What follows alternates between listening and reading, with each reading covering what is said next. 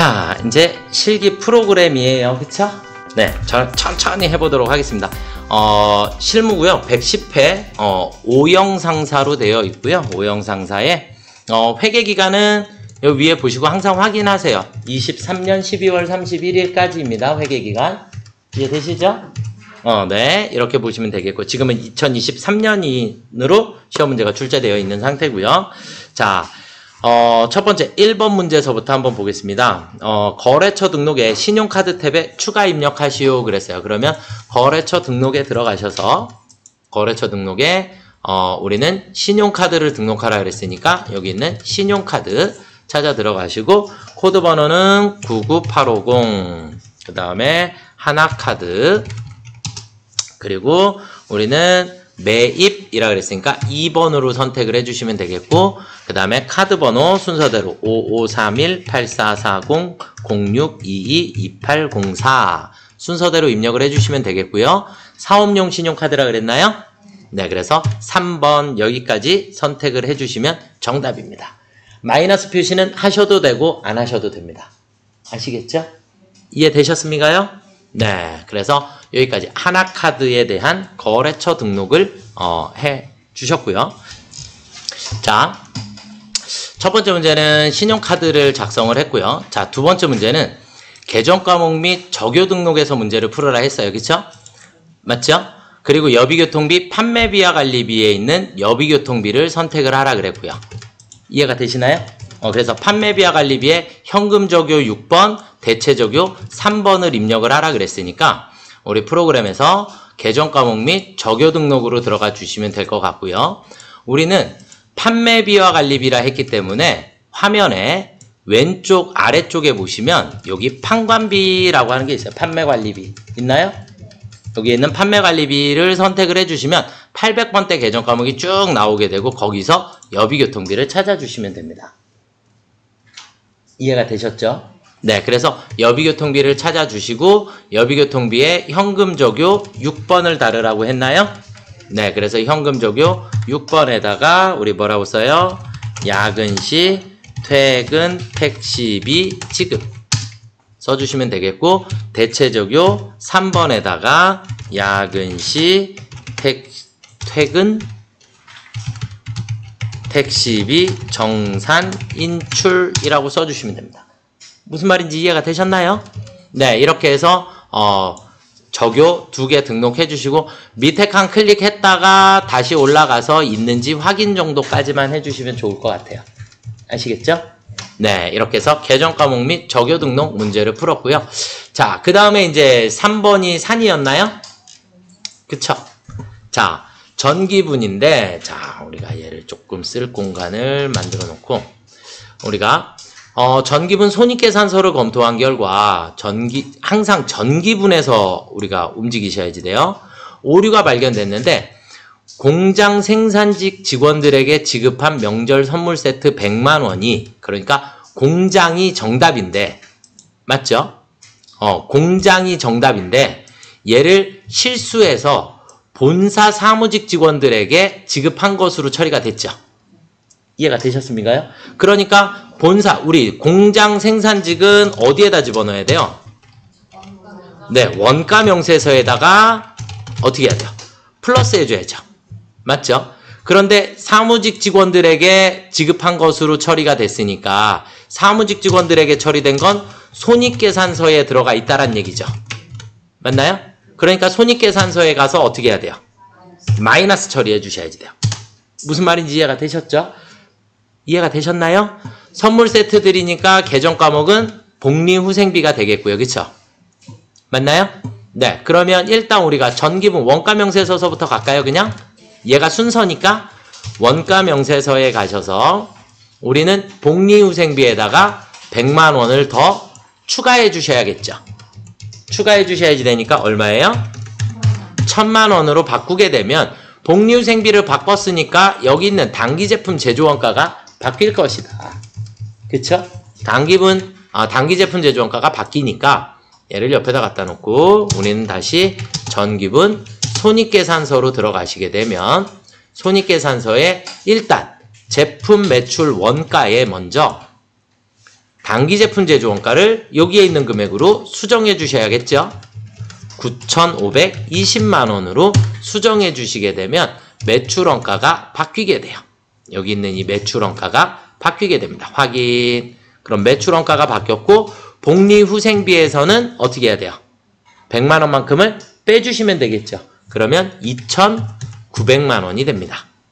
이해가 되셨나요? 여기까지 풀어주셨으면 정답입니다. 이 뒤로는 안 넘어가도 돼요. 왜냐하면 플러스 마이너스 제로가 돼버렸기 때문에. 이해가 되셨나요? 네, 여기까지 풀어주시면 될 것 같고요. 자, 그 다음은 이제 다음 문제로 넘어가 보겠습니다. 이제 일반 전표 입력 메뉴예요. 일반 전표 입력 메뉴에 자 7월 4일날 나노 컴퓨터에 지급해야 할 외상 매입금 500만 원과 나노 컴퓨터로부터 수취할 외상 매출금 300만 원을 상계 처리한다 그랬어요. 회계는 원래 상계가 불가능해요. 회계는 상계가 된다 안 된다? 안 된다. 그럼 상계 처리하란 얘기는 뭐를 해라? 분계를 해라. 이 얘기예요. 분계를 해야지만. 그러니까 장부상에서 그냥 지울 수는 없다. 지우는 게 안 된다가 상계 처리가 불가능하다라는 얘기고 우리는 분계를 하면 지울 수 있게 되겠죠. 아시겠나요?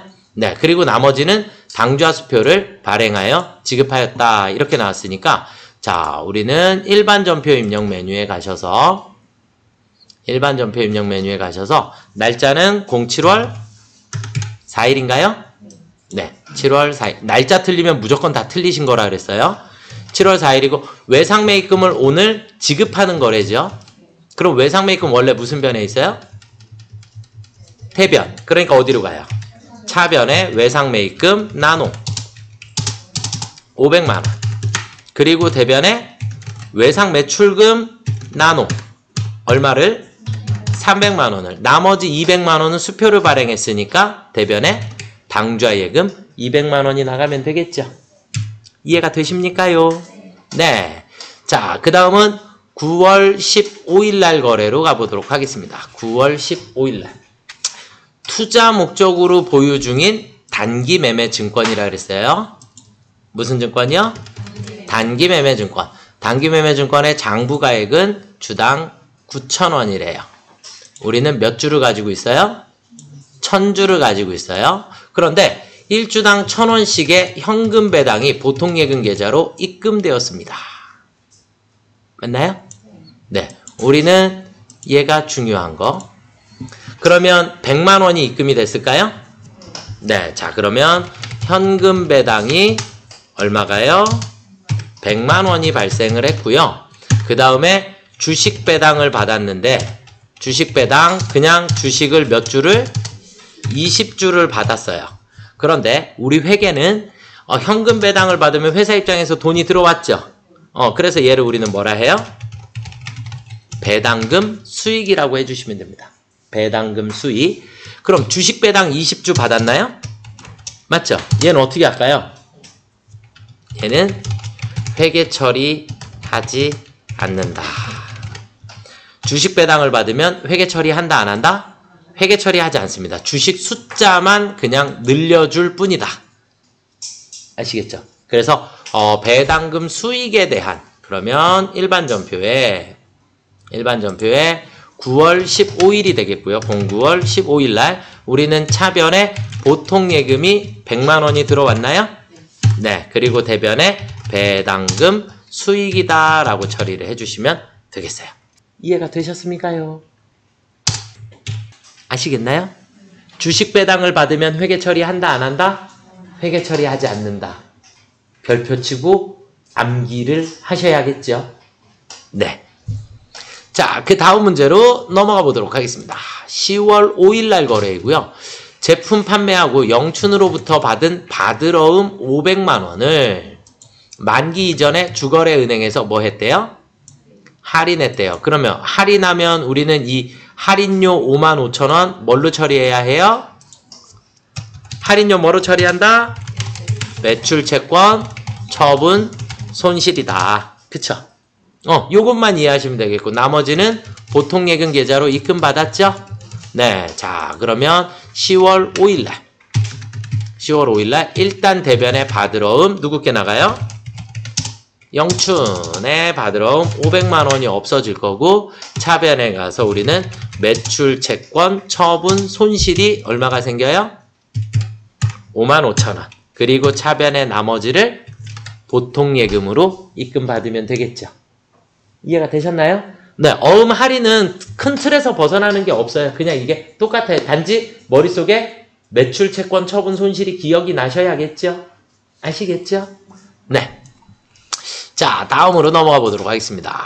10월 30일 거래고요. 상공회의소 회비 50만원을 보통예금 계좌에서 지급했어요. 그랬나요? 자, 그러면 이제 우리가 제가 세금과 공과도 정리를 해드렸는데 세금과 공과에 해당하는 게 재산세, 자동차세, 그리고 무슨 회비. 이해가 되셨습니까요? 네, 그러면 어쨌든 보통예금 계좌에서 이체 지급했으니까 우리는 10월 30일 대변에 보통예금이 50만원이 나가면 되나요? 차변에 817번 세금과 공과로 처리해 주시면 됩니다. 이해되셨죠? 네. 자, 그 다음은요. 회계에서 사채 상환이 나왔어요. 거의 처음인 것 같아요. 12월 12일 날 자금 조달을 위하여 발행하였던 사채, 그러니까 우리 회사의 사채는 무조건 무슨 금액으로 기록해요? 액면 금액으로 기록하는 거예요. 그래서 장부가랑 액면가가 같은 거예요, 지금. 이해가 되셨죠? 그래서 사채 액면 금액을 980만원에 조기 상환했대요. 상환이 뭐라고요? 돈을 갚았다, 상환. 그러면 보통예금 계좌에서 지급했으니까 보통예금이 980이 나가겠죠? 네, 빙고. 자, 그러면 우리는 12월 12일 날 대변에 일단 보통예금은 980만원이 나가요.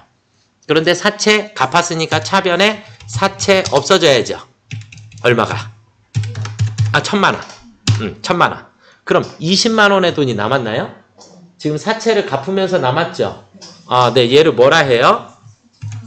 사채 상환 이익이다 라고 얘기하는 거예요. 제가 그래서 자, 여기 얘 지워볼게요. 다시 얘를 지우고 항상 대차 차익을 먼저 보세요. 대차 차익이 양수로 나오면 무조건 이익이 생긴 거고 대차 차익이 음수로 나오면 무조건 손실이 생긴 거다. 그래서 여기 있는 대차 차익을 일단 먼저 확인을 하시는 거예요. 그러니까 만기까지 가지고 가면 1,000만원 갚아야 될 것을 980만원에 갚아버린 거예요, 오늘. 그러니까 200만원만큼의 득이 생겼죠. 20만원만큼의. 그쵸? 네. 20만원만큼의 득이 생겼으니까 우리는 대변에 사채 상환 이익이다 라고 처리를 해주시는 거예요. 이해가 되셨죠? 네. 자, 그 다음 6번으로 넘어가 보겠습니다. 12월 21일 보통예금 계좌를 확인한 결과 결산이자 50만원에서 원천징수세액 77,000원을 차감한 잔액이 뭐 됐다고요? 입금됐어요. 입금됐다는 얘기는 돈이 들어왔다는 얘기죠. 맞나요? 근데 원래 이자는 얼마래요? 50만원이라고 해놓고 77,000원을 빼고 나머지만 들어왔죠. 이해가 되셨죠? 자, 그러면 우리는 12월 21일 날 대변에 차변에 보통예금 들어올 거니까. 그쵸? 대변에 이자 수익이 얼마가 생겼더라? 50만원이 생겼더라. 그쵸? 그럼 차변에 원천징수를 당했나요? 원천징수 당하면 우리 뭐라 했어요? 선납세금이라고 합니다. 선납세금 77,000원. 그리고 차변에 보통예금이 423,000원이 들어오면 되겠죠. 이해가 되셨나요? 자, 이 문제 풀을 때 우리 여러분들 머릿속에 이자 수익은 항상 선납세금이 따라다니고요. 그 다음에 이자 비용은 우리 뒤에 이자 비용 문제도 있죠. 예수금이 항상 따라다녀요. 원천징수를 당하고 원천징수를 하고 이렇게 되니까 이자 비용은 이자를 지급할 때 원천징수를 하기 때문에 항상 예수금, 그 다음에 이자 수익은 원천징수를 당하고 받기 때문에 무조건 선납세금이라고 회계 처리해 주시면 돼요. 이해가 되셨죠? 자, 다음으로 넘어가 보겠습니다. 자, 이제 메인 매출 전표 입력인가요? 네, 메인 매출 전표 입력으로 가보도록 하겠습니다. 7월 11일 날 거래고요. 성심상사에 제품을 판매하고 전자세금계산서를 발급했나요? 그쵸? 네, 금액은 300만 원인 것 같아요. 그쵸? 이해되셨죠? 네, 자, 그러면 이제 우리는 메인 매출 전표로 가보도록 하겠습니다. 메인 매출 전표에 우리가 확인해 보시면, 자, 일단 날짜는 07월 11일 날이 되겠고요. 판매하고 세금계산서가 나왔으니까 우리는 과세 매출 11번 제품을 팔았고요. 공급가액은 300만 원에 30만 원. 거래처가 누구였죠? 네, 성심상사. 그래서 성심상사 써주시면 되겠고, 전자인가요? 네. 분계는요, 우리 밑에 보니까 세금계산서 아래쪽에 보니까 현금이 100만 원이 있고 외상미수금이 230만 원이 있죠. 그쵸? 네, 그러니까 분계는 우리 무조건 혼합으로 처리해 주시면 되겠고, 자, 그러면 우리 차변에 현금으로 얼마요? 100만 원. 그리고 차변에 나머지는 외상매출금 230만 원 해주시면 되겠죠? 이해가 되셨나요? 네, 이렇게 풀어주시면 되겠고요. 자, 그 다음 두 번째 문제는 얘가 문제였죠? 네, 시험 문제 이렇게 내면 안 된다라고 생각해요. 세금계산서는 받으면서 왜 계산서를 안 받아요? 두 개 거래를 했으니까 증빙을 두 개를 다 받았어야죠. 그쵸? 어쨌든 대관령으로부터 상가를 취득을 했는데 총 매매대금은 3억 7천인데 토지분이 1억 5천만 원, 건물분이 2억 2천만 원이라 그랬어요. 맞죠? 그런데 이 2억 2천만 원에는 뭐가 포함되어 있더라? 부가세가 포함되어 있더라. 이게 중요한 거고, 계약금을 3,700만 원을 미리 지급했죠. 맞나요? 그런데 문제를 풀다가 이렇게 7월 27일에 이렇게 돼 있나요? 이렇게 문제를 푸시다가 날짜를 만나면 그 날짜를 가서 계정 과목을 꼭 확인하세요. 아시겠죠? 계정 과목을 미리 꼭 확인을 하시고, 그 다음에 잔금은 8월 25일. 8월 25일은 오늘이죠. 그쵸? 오늘 보통예금 계좌에서 이체 지급하였습니다. 건물분에 대하여 전자세금 계산서를 수취했고요. 그 다음에 토지에 대해서는 계산서를 발급받지 않았다. 그러니까 얘를 그냥 거래에다가는 합쳐서 분계를 하시는 수밖에 없어요.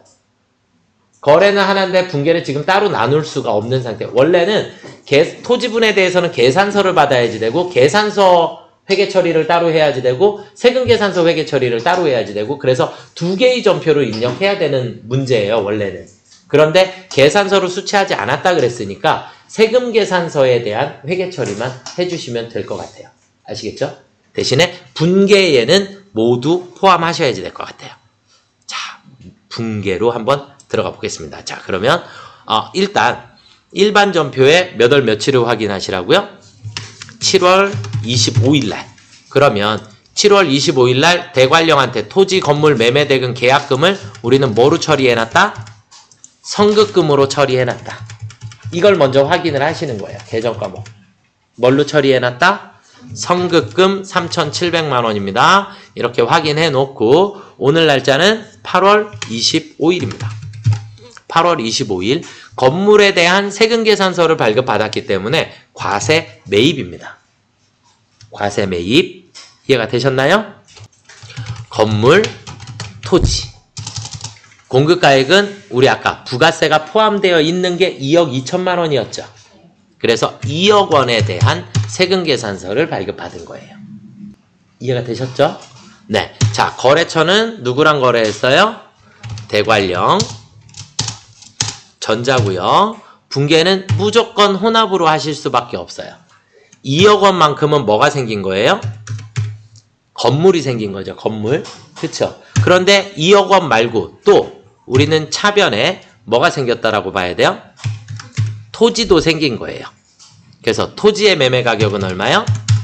1억 5천만 원만큼의 토지도 발생을 하게 돼요. 자, 그러면 이제 대금 결제를 해줘야죠. 이제 3억 7천만 원 총 대금 맞나요? 총 대금 3억 7천만 원을 우리는 결제를 해줘야 되는데 대변에 우리는 선급금 있었나요? 얼마가 있었죠? 3,700만 원. 이해가 되셨나요? 네. 그리고 나머지는 오늘 대변에 보통예금 계좌에서 3억 3,300만 원을 이체 지급하였습니다. 무슨 말인지 이해는 조금 되셨죠? 넘어가도 될까요? 네, 넘어가 보겠습니다. 자, 그 다음 문제로 넘어가겠습니다. 9월 15일 거래이고요. 총무부가 사용할 소모품을 골드팜으로부터 총 38만 5천 원에 구매했어요. 보통예금 계좌에서 이체 지급했고 현금 영수증을 발급받았나요? 맞죠? 현금 영수증을 받았으니까 현금 과세 매입인가요? 아, 네. 그래서 이게 논란의 소지가 조금 있었어요. 왜냐면 문제상에서 부가가치세가 명시되지 않았습니다. 그쵸? 어디에도 얘가 공급 대가라는 표현도 안 나와 있고 공급 가액이라는 표현도 안 돼 있고 부가세가 포함됐는지 안 됐는지를 알 수가 없기 때문에 선생님 골드팜이라는 데서 면세로 물건을 살 수도 있지 않을까요? 면세 물품을 구입했을 수도 있죠. 그쵸? 과세 물품을 구입했을 수도 있고 면세 물품을 구입했을 수도 있기 때문에 그래서 문제는 복수 정답이 다 인정이 됐어요. 그러니까 네, 현금 과세로 처리한 것도 맞고 현금 면세로 처리한 것도 맞습니다. 무슨 말인지 이해가 되셨죠? 부가세에 대한 명시가 안 되어 있기 때문에 그래서 모두 정답으로 처리는 되었습니다. 자, 그럼 매입 매출 전표에 우리는 9월 15일 날 뭐라고 할까요? 현금 과세로 처리할까요? 네, 61번 현금 과세 소모품 금액은 38만 5천 원을 써주시면 금액이 나눠지겠죠? 네, 나눠질 거고 골드팜 붕괴는 그냥 현금이라고 끊어주셔도 돼. 아, 보통예금 이체했다. 그쵸? 네, 그럼 붕괴는 혼합입니다. 차변에는 총무부가 사용할 소모품이기 때문에 830 소모품 B가 되겠고요. 그쵸? 그리고 대변에는 보통예금 계좌에서 이체 지급하였습니다. 이렇게 풀으셔도 되고 자, 현면으로 다시 한번 또 풀어드릴게요. 현금 면세 62번으로 문제를 풀게 되면 소모품 38만 5천 원이면 그냥 38만 5천 원인 거죠. 골드팜 그대로 되고 혼합이고 대신에 부가세가 포함된 가격이 830 소모품비가 될 거고 대변에 보통예금 나가면 되겠죠. 이해가 되셨죠? 이렇게 풀으셔도 정답으로 인정은 되었습니다. 부가세에 대한 명시가 없었기 때문에 이런 상황이 발생을 한 거고요. 저는 일단 두 번째 거는 지우겠습니다. 나중에 뒤에 또 문제가 생길 수 있으니까. 네, 그래서 우리는 실제 시험 답안은 현금 과세로 처리한 것도 정답, 현금 면세로 처리한 것도 모두 정답으로 처리가 되었습니다. 자, 그 다음 9월 30일 날로 가보겠습니다. 경화자동차에서 업무용으로 사용할 승용차를 구입했어요. 승용차인데 몇 cc래요? 998. 그러면 얘는 과세 대상인 거죠, 그냥. 불공 아니죠. 1000cc를 넘어가야 불공이니까 그냥 과세 매입으로 승용차 1,500만 원에 150만 원을 처리해 주시면 되겠고 외상으로 처리했죠? 이해가 되셨나요? 네, 그래서 경화자동차 9월 30일입니다. 9월 30일 우리는 과세 매입이 되겠고요. 승용차를 구입했어요. 공급가액은 1,500만 원. 경화자동차 전자인가요? 네, 붕괴는요 혼합으로 처리해 주셔야 되겠죠. 왜냐하면 차량 운반구가 들어왔기 때문에 대변에 미지급금이어야 하니까. 이해가 되셨죠? 외상으로 처리하고 선생님 미지급금으로 바꾸면 안 될까요? 개정권 미지급금으로 한번 바꿔 놓으셔도 돼요. 아시겠죠? 네, 일단 아래에 있는 붕괴만 맞으시면 정답으로 처리가 됩니다. 이해되셨나요? 네. 자, 그 다음으로 넘어가 보겠습니다. 10월 17일 미국에 소재한 미라클사에서 원재료를 뭐 했대요? 수입했대요. 수입은 무조건 누구랑 거래다? 무조건 인천세관으로부터 인천세관이 거래처입니다. 그쵸? 이해가 되셨나요?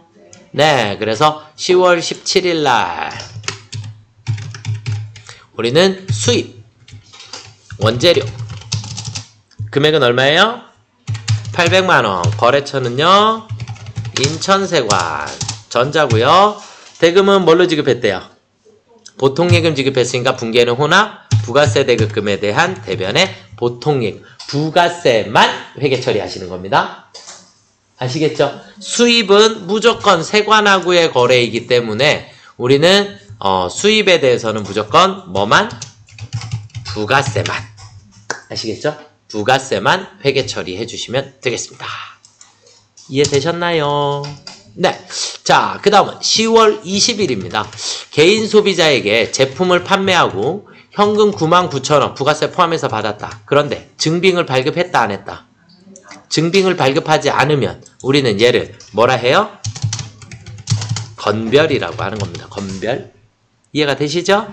네, 건별로 처리해 주시면 되겠어요. 자, 10월 20일이고요.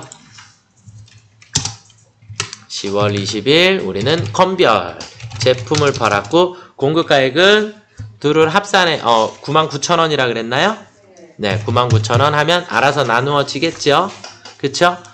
그 다음에 개인에게 판매를 했기 때문에 거래처가 있어요, 없어요? 거래처가 없으니까 그냥 넘어가시면 됩니다. 거래처 그냥 넘어가시면 되고 대금은 현금 받았나요? 네, 그냥 분기에는 현금 끊어주시면 부가세랑 제품 매출이 자동으로 나오게 됩니다. 입금 전표가 끊어졌다는 얘기는 현금이 이만큼 들어왔다. 로 표시가 다 된 거예요. 이해가 되셨나요? 아니면 대체 전표에 차변에 현금이라고 쓰셔도 돼요. 혼합으로 하시고 네, 그렇게 돼도 정답이 되겠습니다. 자, 그 다음은 이제 우리가 오류가 발견되었다. 오류가 발견되었다라 그랬고 정정하라 그랬죠? 맞나요? 네. 자, 8월 31일 날 거래이고요. 8월 31일 날 운영자금 조달을 위해 개인으로부터 차입한 부채에 대한 이자 비용 36만 2,500원을 보통예금 계좌에서 이체하고 회계 처리하였으나 이 이자 비용은 원래 얼마래요? 50만원. 그럼 이자 비용을 50만원으로 수정해 주셔야겠네. 그쵸? 그러면 원천징수 했다 그랬나요? 원천징수 세액이 나왔는데 이자 비용이 나오면 원천징수 무조건 뭐로 처리한다고요? 예수금. 그쵸? 네, 예수금으로 처리해 주시면 되겠습니다. 자, 그러면 우리가 일반 전표에 8월 31일 그럼 이자 비용의 금액을 얼마로 고쳐요? 50만원으로 고치고 그러면 우리는 대변에 예수금이 나오나요? 그런데 만약에 문제를 대변에 예수금을 먼저 여기다가 13만 7,500원을 써주시게 되면 대차 차익이라는 게 발생을 해버리게 돼요. 얘가 전표 번호가 2번으로 바뀌고 다시 여기 가서 50만원으로 바꿔줘도 계속 차익이 발생하는 이런 상황이 생기실 수 있어요. 그러면 얘를 전표를 하나로 묶으셔야지 되니까 번호 수정을 눌러주시고 얘를 1번으로 묶어주시면 됩니다. 다시 번호 수정 한 번 더 눌러주시면 대차 차익이 없어졌죠. 그래서 원래 있는 수치를 먼저 고치시는 걸 추천드려요. 자, 다시 원상복귀 해놓고 다시 문제를 풀어볼게요. 36만 2,500원이었고요. 이 예수금이 없었던 거래예요. 맞죠? 그럼 얘를 수정해 나가는 방식은 이자 비용을 먼저 고치시는 거예요. 얘를 50만원으로 고쳐놓으면 대차 차익이 생겼죠? 양수로 생겼죠? 양수로 생겼으니까 무슨 변에? 대변에 예수금입니다. 이렇게 쓰면 자동으로 하나로 묶여요. 그래서 위의 금액을 먼저 고치고 문제를 풀어나가시면 전표가 자동으로 하나가 묶이는데 아래 거를 먼저 쓰고 위에 걸 나중에 고치시게 되면 그때는 전표가 두 개로 나누어져 버리니까 같은 번호로 만들어 주셔야 합니다. 무슨 말인지 이해되셨죠? 아시겠죠? 네. 자, 그 다음은요. 11월 30일입니다. 생산공장 출입문 잠금 장치를 수리하고 지급한 77만원. 자본적 지출로 회계 처리하였으나 그랬어요. 자본적 지출이면 공장에 잠금장치를 수리했으니까 얘를 자산으로 처리했겠네요. 맞나요? 그런데 수익적 지출로 처리하는 것이 옳은 것으로 판명되었죠. 그럼 수익적 지출로 처리하려면 우리는 이제 뭐를 고쳐야 돼요?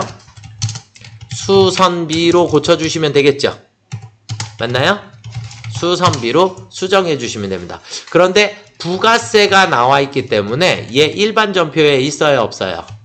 없어요. 11월 30일 날 가보면 얘에 대한 회계 처리가 없어요. 어디로 가야 돼요? 메인 매출 전표에 11월 30일로 가시면 됩니다. 그러면 잠금장치 수리했는데 건물이라고 처리를 해놨죠? 맞나요? 그럼 얘를 몇 번대에 있는? 500번대에 있는 520 수선비입니다. 공장 건물이라 그랬잖아요. 이해가 되셨습니까요? 네, 그래서 공장 건물, 그래서 520번 수선비로 수정해 주시면 정답이 되겠습니다. 이해되셨나요? 네, 자, 여기까지 우리는 메인 매출 전표 수정까지를 한번 해봤고요. 자, 이제 결산이에요. 어려우실 수도 있었어요. 자, 결산 문제는, 자, 일단 1번 문제, 2번 문제는 일반 전표에 풀으셔야지 되고, 3번 문제 재고자산의 기말재고액은 자동 결산이에요. 얘는 결산자료 입력에다가, 결산자료 입력에다가 입력을 해주시면 됩니다. 아시겠죠? 네. 자, 그러면 첫 번째, 소모품 구입하고 모두 뭘로 처리했다고요? 자산. 그러니까 자산이니까 소모품이라고 처리했겠네요. 그쵸? 그러면 우리 뭐라 했죠? 비, 미, 자, 사 이렇게 했어요. 그쵸? 비용 처리하면 미사용액, 자산 처리하면 사용액. 그럼 지금은 자산 처리했으니까 뭐를 분개해라? 사용액을 분개해라. 사용액을 분개해라. 그러면 300만 원을 구입했고 현재 창고에 남은 소모품은 50만 원으로 조사가 됐죠. 그러면 사용액은 얼마더라? 250만 원만큼을 썼더라. 그쵸? 250만 원만큼 썼고 무조건 대변에 우리는 처음 처리한 계정 과목이 가요. 소모품. 이해가 되셨습니까요? 자, 그러면 250만 원 중에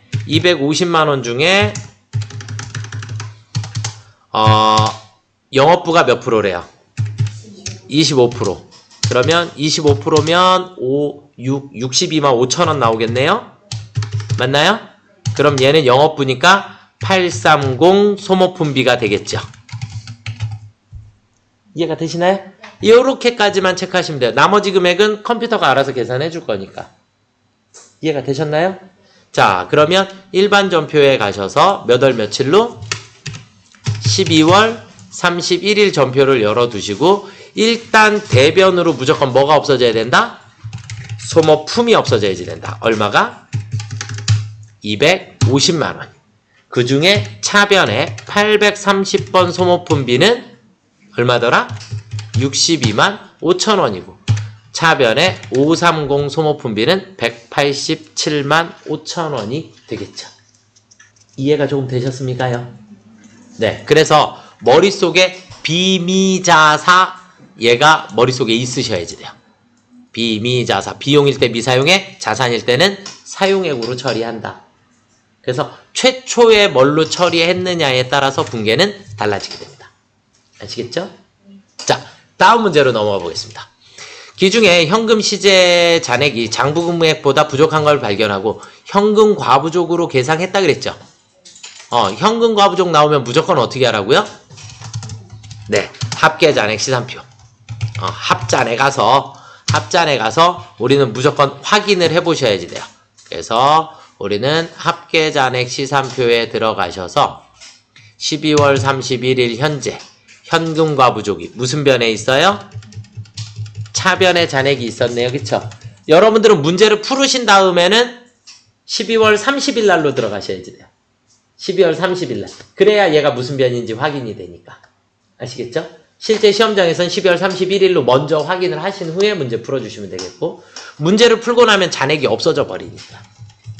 아시겠죠?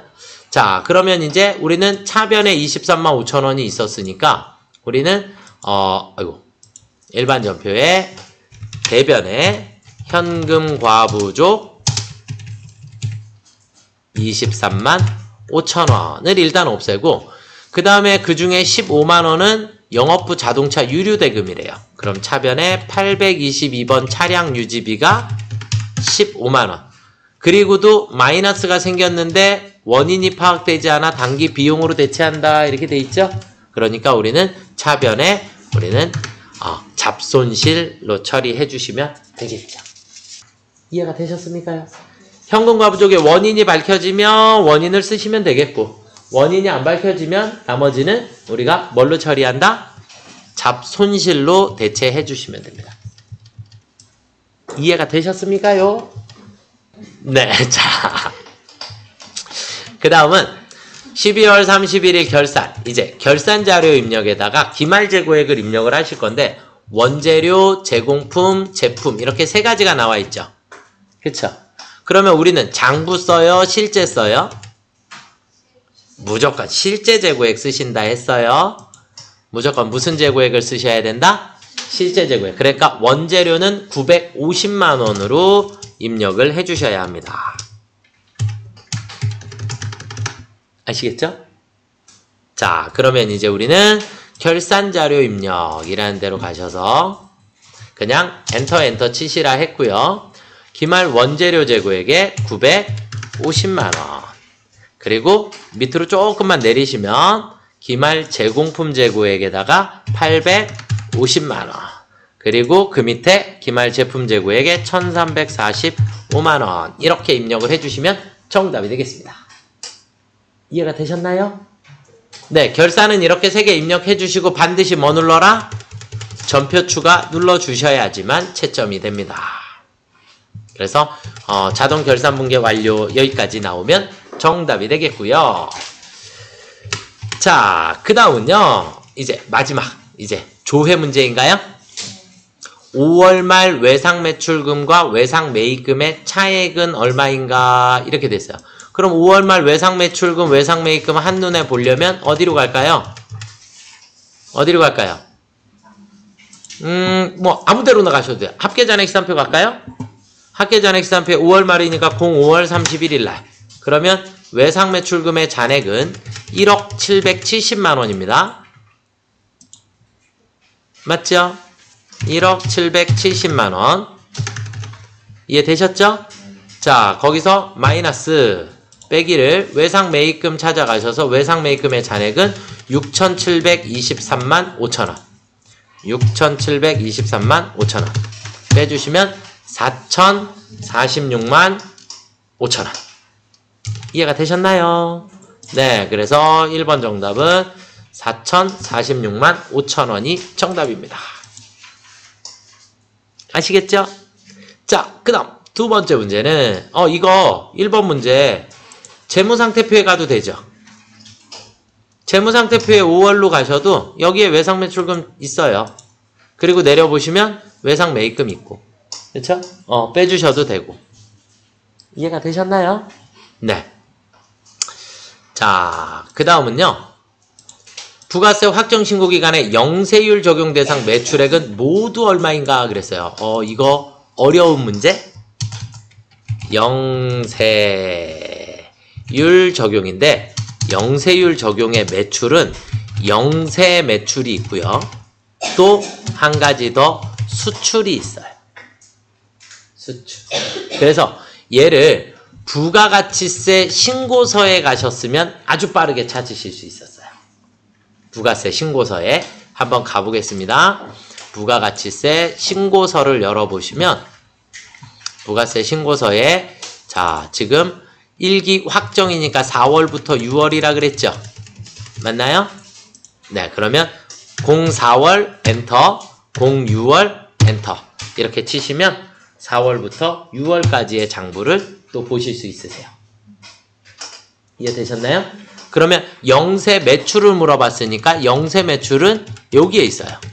영세. 그러면 5번은 영세 매출이고 6번은 수출이에요. 영세의 기타라고 되어 있는 게 바로 수출이에요. 결국 이 둘의 금액을 합산해야 되니까 4,845만 원이 정답이 되겠습니다. 이해가 되셨습니까요? 네, 이걸 따로 찾으시려고 하면 메인 매출장에 가서 뒤지셔야지 되거든요. 그래서 메인 매출장에 가셔서 4월부터 6월까지의 매출 거래 중에 유형을 영세를 검색을 하셔서 금액 찾고, 그 다음에 또 수출을 검색하셔서 또 금액을 찾고, 이렇게 찾으셔서 더 하셔야지 돼요. 그러니까 영세 거래는 영세도 있고 수출도 영세에 해당한다. 이렇게 이해를 하시면 되겠죠? 아시겠나요?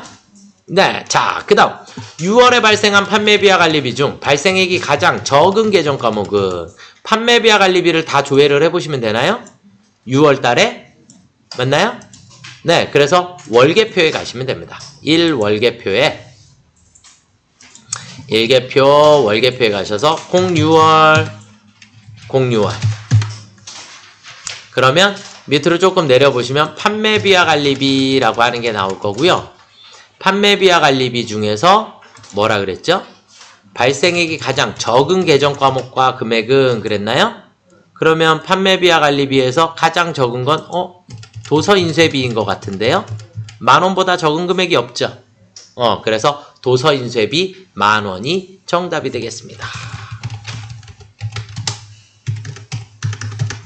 이해가 조금 되셨습니까요? 어렵죠? 어려웠던 시험이었던 것 같습니다. 일단 여기까지 풀이를 마쳐드리도록 하겠습니다.